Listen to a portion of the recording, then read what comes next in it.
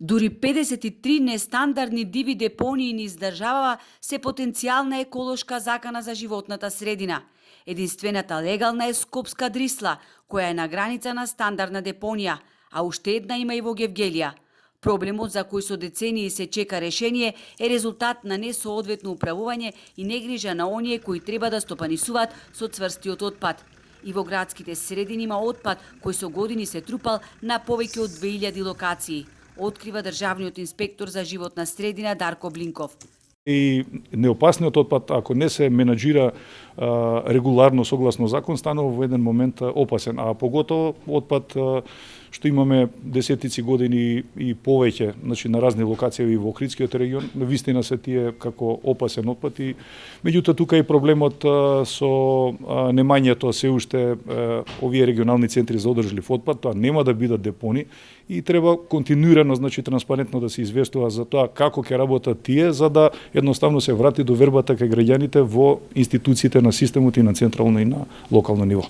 Меѓу 53 диви депонии се вбројуваат и депонијата во Буково и онаа во Струга, со кои оперираат јавните комунални претпријатија.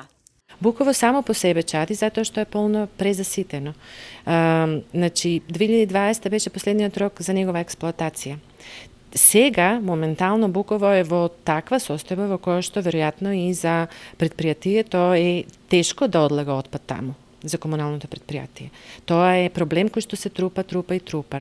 Депонијата Буково веќе е на прагот на тоа да ги прими последните количества на отпад, бидејќи секојдневно се трупаат огромни количини на отпад, во летната сезона тој проблем е изразен, депонијата постојано е во запалена состојба, загадувачките материи допират до подземните води и потоа ги загадуваат, а секое загадување на подземните води е многу опасно, неизвестно и речиси невозможно тие да се пречистат.